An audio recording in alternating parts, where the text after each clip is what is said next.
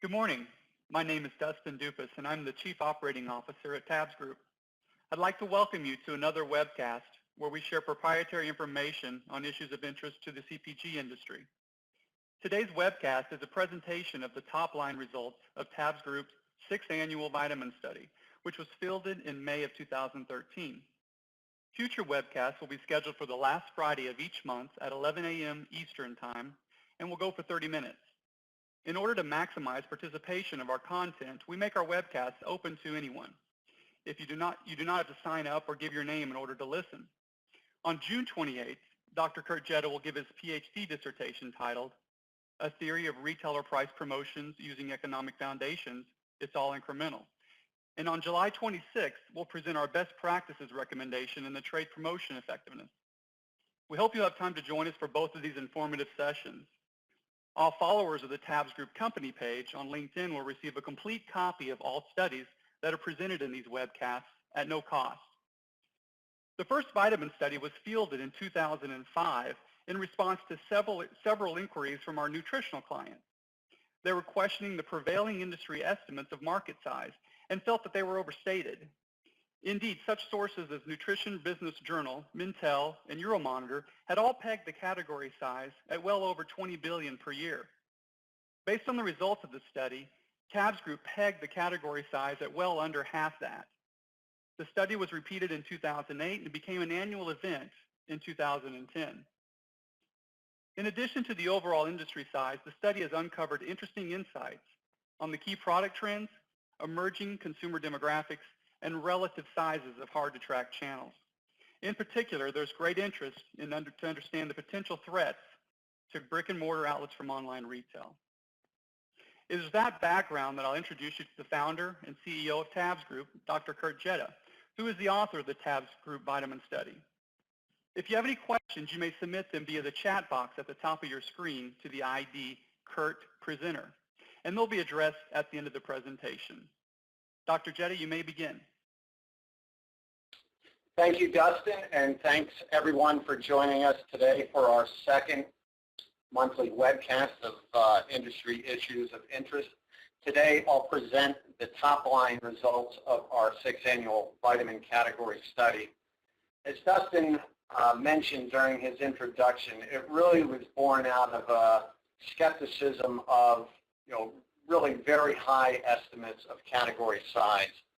And from that study, we also were able to identify other trends within key product types and within important demographic segments within the category. So let me just kind of review, first of all, the methodology on how we got this information. As we've done since 2005, we fielded this with the TNS panel where we go out to 1,000 consumers, geographically, demographically dispersed. But what we do is because there are such significant demographic differences in usage for this category, we do reweight the data back to the U.S. Census age gender profile. TNS does a very good job at it, but there are still some demographics, particularly young males and older females, that are underrepresented in the panel. So we really need to add this additional weighting to the data. Each survey that we've done in the last 4 years, and that's the data we'll be reporting out today, was fielded either in April or May. So we have a nice periodic review of the category. And just to give some perspective on definitions, when I say FDMCD, it means food, drug, mass, club, and dollar. And those are channels which we traditionally associate with mass market. So conversely, when I say non-FDMCD, I'm talking about nutritional specialties such as GNC and Vitamin Shoppe, natural foods such as Whole Foods, online, catalog, MLM, which is multi-level marketing such as Amway or Herbalife, and then other, which is primarily through the data we've gotten is military. Sometimes they will also be known as specialty channels. So it's mass market or specialty, FDMCD or non-FDMCD. And we also corroborated the data we get. In fact, we not only corroborate, we do quite a bit of intense modeling to align and correlate the data we receive in this study with information we know to be true, either from annual reports or some of the syndicated data suppliers. The questions we ask are fairly basic, and they're consistent year to year, so we get a nice consistent trend. We ask, how many types of vitamins and nutritional supplements do they purchase? What types do they purchase, and which do they purchase regularly? Where do they buy these products, and where do they buy them regularly? And then this year we've added information on their attitudes towards promotions. There are some of you that may have sat in on our consumer value study from last month, and so we're trying to take that framework now and apply it to specific categories where we do research, and we expect to build up quite a database of knowledge on how consumers perceive various deal tactics. So let's start with the basics, the penetration and purchase levels in the category. We ask our purchase levels a little bit differently, so we're asking the number of types that they purchase versus the frequency. Because as we found from our research, the heavy buyer is really defined by how many different types of products. If you ever went into the cabinet of a hardcore supplement user, you'd see 10 or more bottles in their cabinet, and that's a fairly typical amount for those heavy users. But the main thing we see in this category is there was a big surge year over year in the household, and the adult penetration, adults 18 plus. It went from 66 up to a historical high of 73. And that was due entirely driven by marginal users coming into the category. So the 1 to 2 types, either that buy them occasionally or regularly, and those, as in most categories, are the majority of users. Not the majority of volume, but the majority of users. You can see the other two groups, 3 to 5 types and 6 plus types, have been fairly consistent over the last 4 years. So we haven't seen a big growth in the actual buyer base in those groups, but as we'll see from some of the other data, there's strong evidence that those buyers are buying more. But really, the first key point is that marginal increase. As we look at the types that have really grown, the gainers, again, we're talking buyer base here, is vitamin B, which has been growing quite a bit over the last 4 years. So that's been a very significant increase and sustained increase. They've almost doubled the buyer base. And vitamin B are such products as biotin, vitamin B complex, vitamin B12. There's actually some fairly consistent growth across all of those types. Vitamin D as well has been getting a lot of press, and that's actually moving now more into a mainstream supplement, whereas before it was fairly niche, say, back when we started doing the study in 2005. We saw some gains on adult multi really for the first time in a while. And now we've usually in the past that you see only 2 points of data. We only asked about multivitamins in general. In the last 2 years, we've broken it out adult, child, and eye multi. And both adult and child had significant gains. And those are statistically significant gains. And what's the new news there? That's where I would surmise it was gummy vitamins. Melatonin was the other one that saw pretty substantial gains. It went from 4% to 6%. And a lot of that is driven by a lot of the over-the-counter sleep supplements. The decliners, and they've been declining for a while. We've certainly seen it in the volume and the market data, but we're seeing it in our study as well, both joint relief and vitamin E. And then here's very interesting, and probiotics in particular, because those of you that track this category regularly know there's been some very explosive growth in probiotics. Fish oil has been the big growth driver over the last few years, both from a syndicated scan data perspective as well as a buyer base. They've flattened out. But here's this puzzle on probiotics I'm going to talk about and a little bit more. In fact, we've been so puzzled by these results of a lack of growth in the buyer base while the category grows that we actually refielded this study, redefining this question on how we define probiotics, and the results came back pretty much the same. What are the ways that we can identify a couple things? First of all, does this product type have prospects for sustained growth? And then is this a product type that generates mainstream or has the potential to generate mainstream appeal? So let's talk about mainstream appeal first. And really the mainstream appeal of a product is really to the degree to which it can appeal to both marginal and heavy category users. And how do we look at that? Well, these lines here are benchmarked, are indexed against light category buyers in 2010. So that by definition is 100.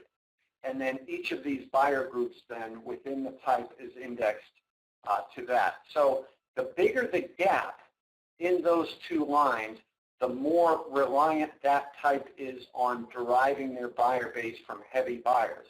So you can see that adult multis, for example, actually gets more of their buyers from light category buyers.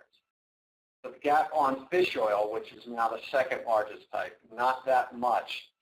So as we get further down the line on these lower penetration items, you see they're more and more reliant on heavy buyers in the category. And you particularly see that here's probiotics again.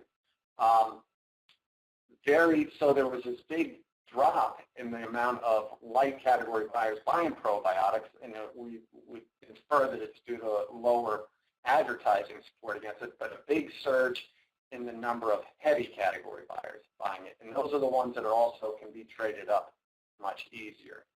So we have some very interesting also insights on prospects for sustained growth. So just like any product, what do you want to do to grow for the long term? You want to get in new buyers, and then you want to grow your sales, or at least maintain your sales among your heavy buyers. And so we see that vitamin D certainly is doing that, as well as, vitamin B, as well as vitamin D as well. Big gains in increases in marginal buyers, and then holding sales among the heavy category buyers. So we call that franchise replenishment. And both types doing a good job, and thus that's a lot of the reason why we see the growth. Now, on a short-term growth perspective, what we did was correlate changes in 3+ buyers for the particular product type to overall unit growth. Now, one thing to note here is when you work with survey data, and particularly for low percentage responses, so say 3%, if I go up to 5%, that's a 67% increase in the number of responses, but it may not be statistically significant. So we're always wary of that when we make broad inferences with survey data. So we try and generate more of these type of correlation analyses where can I correlate the number of percentage of people growing that say they are buying multiple times, 3 or more times. And in fact, there is a pretty strong correlation between that metric we get in the survey data with the level of unit growth that can be measured through syndicated data. So particularly on the decliners, the recent decliners, calcium, fish oil, vitamin E, and joint, we saw declines in the 3+ buyers in the survey, and those are 4 types that had substantial decline in market as well. Now let's switch the conversation to sales by channel, and this is perhaps the area of most interest and really an area of high controversy. And what I'm going to kind of preface it with is, since 2005, our study has identified the fact that the multi-level market channel is vastly overstated in every other industry source. We had never gotten to a level where we could get that channel above 2 or 3% of the market. And in fact, in the very recently, many of you have maybe seen where the investor Bill Ackman has actually confirmed through his own research that the products being sold through these distributors most of them don't get into the hands of consumers. Some of them do, but much of it doesn't. So that is kind of the basis, I think, for a lot of the overstatement. We'll see that in the data. But let's just kind of take the basics, mass market versus specialty. We're dividing it into the light buyers, the heavier, and then the heaviest. And we can see, first of all, a big gap. So marginal buyers in the category are vastly more likely to buy in mass market channels. That propensity to buy in mass market closes quite a bit as we get to the heaviest group. But even that group, from a buyer base standpoint, is more likely to buy in mass market. But let's just say from a statistical standpoint, that's an equal split between 6 plus. But you still have 85% of the buyer base that's more likely, much more likely, to buy in the mass market.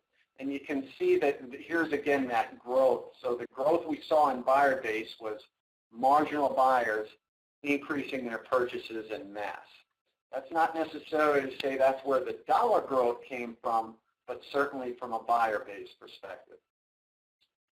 So now let's look at these buyer groups, the light all the way to the heaviest, and what percent of what's the penetration for each group of FDM-CD only, the ones that buy in both, and the ones that buy in specialty only. I think there's a perception out there because you don't have visibility to these untracked channels that people, and it's really not as specific to this industry. We see it in every category. People always think that the things that you can't measure are much bigger than they actually are. If we look at just what percentage of the buyer base in specialty are these heavy buyers, and we call it 3 types or more, about half of their buyers are heavy. But it's really the heaviest buyer base are the people that buy in both channels, that migrate between specialty and FDM-CD. In fact, 2/3 of those buyers are heavy buyers. Now you can see that the mass market buyers heavily oriented toward marginal lighter buyers, understood, but that's still 70% of the buyer base. And they're doing about 56% of the dollars. So these dual outlet, dual channel buyers are about 20% of the buyer base, doing about 1/3 of the volume, and then specialty only is only 10% of the buyer base, and that really hasn't shifted much at all over the years, and 12% of the volume. So yes, they do account for a higher per buyer volume, but it's just not so much that it accounts for the vast majority of sales. Now let's look at where consumers or our shoppers are saying they're purchasing these products, and a couple things very strongly pop out. First of all, the light buyers, we saw that the growth was in mass market, and who gained? Well, first of all, we see that Walmart actually picked up some light buyers, which they had been on a fairly steady decline concurrent with Project Impact, and it's good to see that they've turned that around, and that's a statistically meaningful increase. CVS and food also picked up some. Others are not, statistically noteworthy.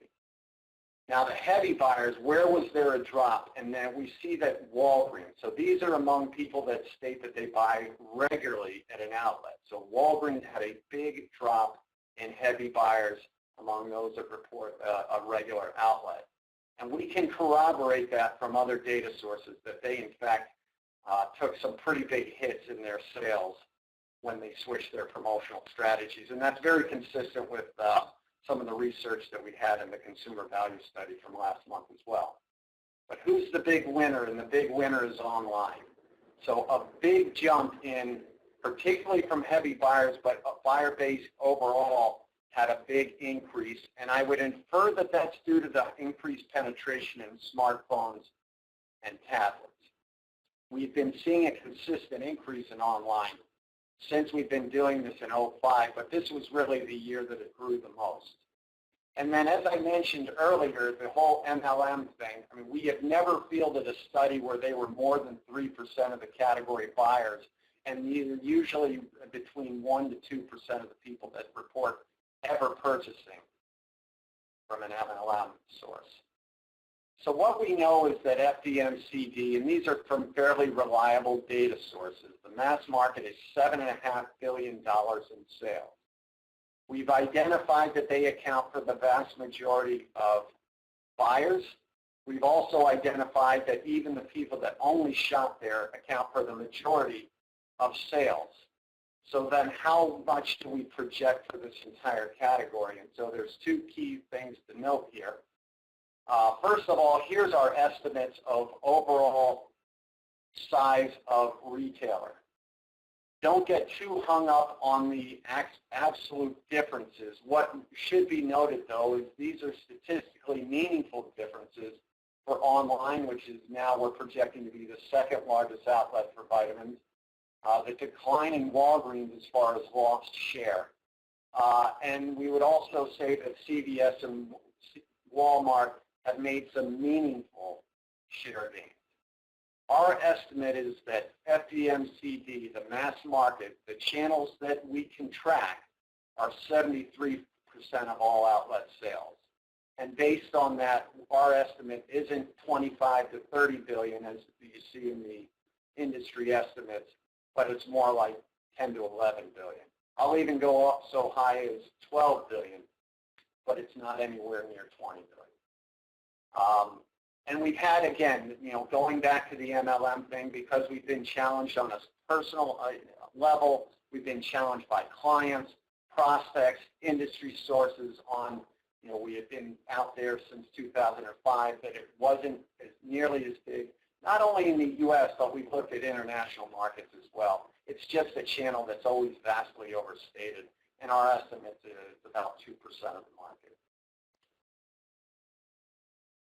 Let's take a look at online. Who's doing the sales in online? And Amazon's number one as a specific domain at 18%. But really 2/3 of the sales are coming from pure play online retailers. Only 1/3 is coming from bricks and mortar, and it's really highly fragmented and not correlating too much with size of the actual retailer. So you can see Walmart and GNC and Vitamin Shoppe and CVS all have kind of tier 1 bricks and mortar performance, and everybody else is what I call tier 2 performance. But it's really still the online only that is grabbing the majority of those online sales. And it's really important to note, remember, of those of you that track the category, mass market is growing, and it's growing by quite a bit. So this growth that we're seeing in online truly is an incremental sales dynamic. No different than when Club was growing during its heyday back in the late 90s, early 2000s.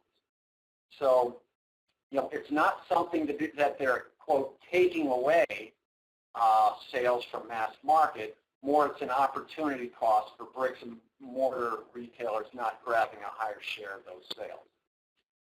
Finally, I wanted to just talk about some of the deal attitudes in this category, because it is what we found as from our analysis of syndicated and POS data, highly promotion responsive categories.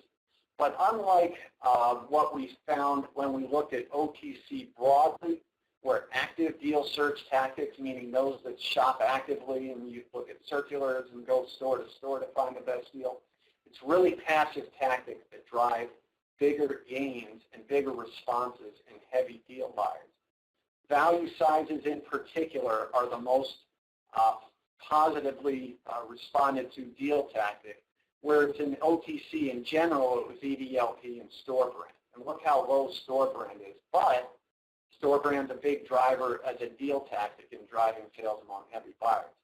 So what validates this or corroborates value size, we'll certainly see the strength in the Kirkland brand at Costco. Very strong business. And also back Walmart really set the stage for kind of food, drug, mass retailers of coming out with these gargantuan sizes, 500 count vitamin E's and vitamin C's that always were not only strong sellers in dollar basis, but actually were among their top sellers on a unit basis as well. And I'm talking 10, 15 years back.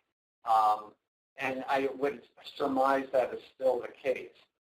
We've also worked with some specialty retailers where among their top sellers are 200 count CoQ10 items. Again, solid, in fact, above average unit generators, and of course, being $2 to $100 retail, they're going to be among the top sellers in the overall set. So there really doesn't seem to be in this category where heavy buyers are so important any cap on how highly you can trade up these consumers, and this data really corroborates a lot of what we've seen in market. So What do we know about this information? Well, our projection is the category is well below the industry estimates. We're pegging it at $10.5 billion, but we'll put a plus or minus 15% range on it. A high increase in the marginal buyers in the category, and we're inferring it's due to the gummy form, particularly since the growth was isolated into the segments that benefit from the gummies. Now, the data suggested the importance of trading up heavy buyers as a path to short-term category growth. We saw value sizes as the most important deal tactic. We saw growth by type correlating to increases in heavy buyers. But sustained growth really more is a function of growing the buyer base among marginal buyers. Similar to what fish oil did 5-6 years ago, exactly what vitamin D and vitamin B are doing now. That's why I say the outlook on probiotics is less certain. They are not growing the base among marginal buyers. It's really a case of driving growth from our analysis of a huge increase in the number of SKUs by retailers and a big surge in promotional support. And the results by brand we see really are uneven.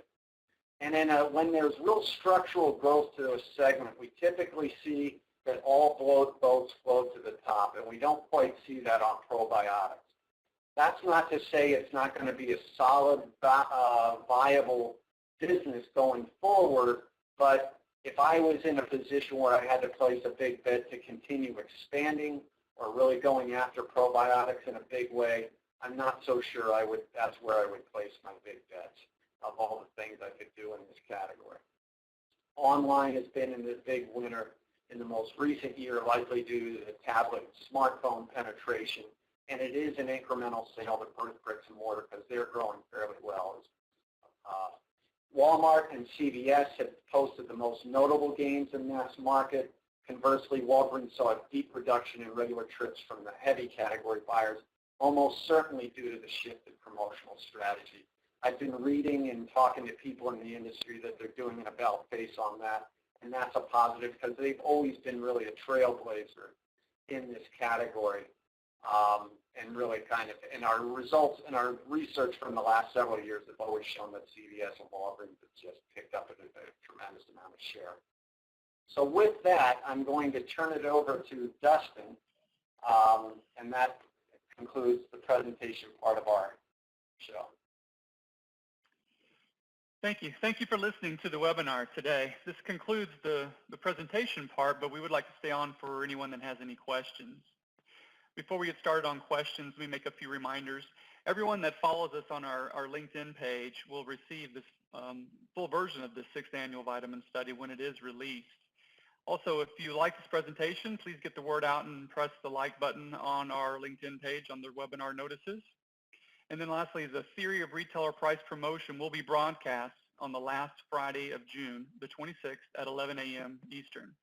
Please check the company site or LinkedIn page for the call-in details. It'll be different than the one we did today. To submit a question, Dr. Jetta, if you'll press your chat button at the top of the screen and then direct the chat to the ID Kurt presenter, he'll get that question. And we'll open the floor up for questions now.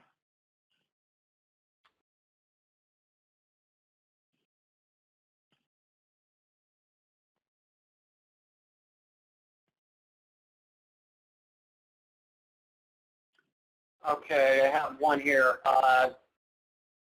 Do you think part of the decline in probiotics is due to food source being advertised heavily, i.e. yogurt, even though cost is higher overall? Well, there wasn't an actual decline in buyers. So let's be clear. I'm not saying there's a decline in buyer base, or certainly not in sales. What I am saying is that we haven't seen an increase in buyer base, and we're seeing a decline in marginal buyers. And certainly the price seems to be a big role in that. So the average price on a probiotic in mass market is $19, probably almost twice that in the specialty channel. So I would say it doesn't seem to be, though, the decline in that marginal buyer base, I would surmise, is probably due to a decline in just advertising overall. Yogurt, I believe that's trailed off as well, somewhat, and certainly Aligned is not advertising quite as heavily as they were during their launch. Another question, could you share your data source for each of the channels? So the primary data source is the survey data. So we have a model where we can basically weight the responses by user type, meaning light, heavy, and light and heavy versus, and then as well as occasional and regular shoppers. And that data then is corroborated and correlated with in-market data, whether it be scan data, sometimes it's panel data. We actually did quite a very exhaustive search on annual reports of companies in the industry. So it's really kind of a there isn't one data source. The primary data source is our survey, and then we modify and model that to align with, a better depiction of what the market is. There was a question, what are your expectations for growth in functional food and drink items, i.e. vitamin enriched? From what we've seen, and this, we really haven't addressed that specifically in this, so I can really only talk about it from other work that we've done in related categories. There has been modest growth, but not nearly, I think, the way expectations have been framed as far as very strong growth. There certainly have been a lot of much better performance in the specialty channels, and it's not clear that consumers associate that with vitamin category. I mean, now that would not in any way, shape, or form account for any disparity or discrepancy in the category sizes, but the data and the evidence suggests that consumers still associate vitamins with a pill form delivery and food with everything else. Another question, you mentioned that online customers are mostly incremental, but is that also true about heavy users, or are they being taken from any other channel specifically? It is true, I think, across the board, and actually particularly for heavy users. So heavy users are much more likely, particularly what we saw through our consumer value study. They can be traded up, and you can layer on more purchases from them without impairing other channels or other brands. And so, I mean, there have been retailers that have lost share in the market, but that has been self-inflicted reasons versus, really losing share or a channel shifting dynamic.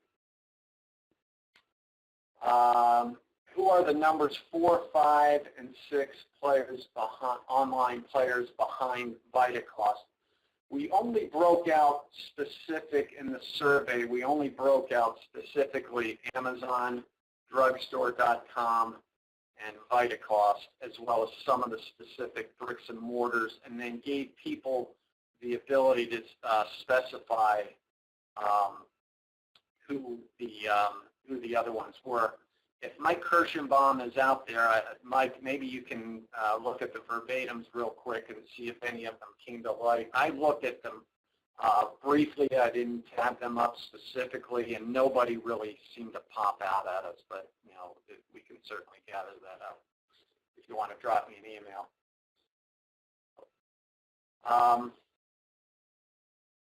For online, what was your hypothesis based on to say that smartphones and tablets were driving online growth?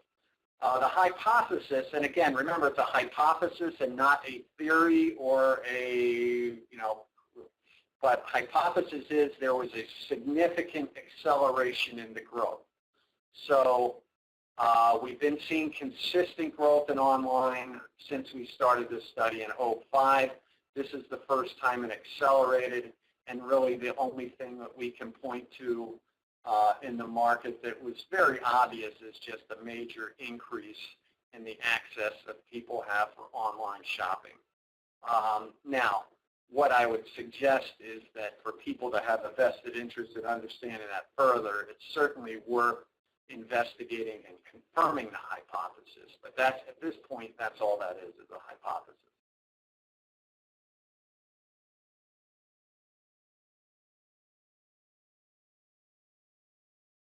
Any other questions?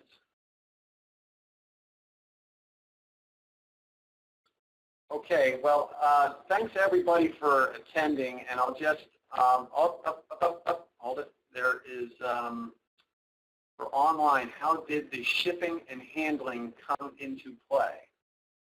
Not sure I understand the question.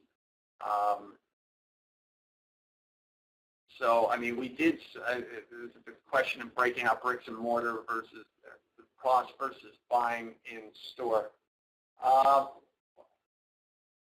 I mean, based on our analysis, from what we've done, I mean, we've done some research on other projects, and online still is on a per unit basis more expensive, and it really is an issue of mix. If item per item, I can't make that statement, but what is being out there sold and promoted on a lot of these retailers is significantly more expensive than what you would buy in mass market. And that's consistent with onliners. Of all of those outlet shoppers, they are the heaviest shopper of this category. So I don't know, I don't see that there's this free shipping and handling driving incremental purchases, but that's certainly a valid hypothesis worth testing. Our research didn't address that specifically. Another question is, are there any FDM retailers who have made more headway online than others? So if we go back, FDM retailers, I would say the answer is kind of. I mean, they've all, relative to over time, they've all drifted up, but nobody has really stood out. We only started asking specific bricks and mortars last year, and proportionally they all grew about the same. I would say, though, that we're seeing meaningful or above average rates of increase with Vitamin Shoppe and GNC websites.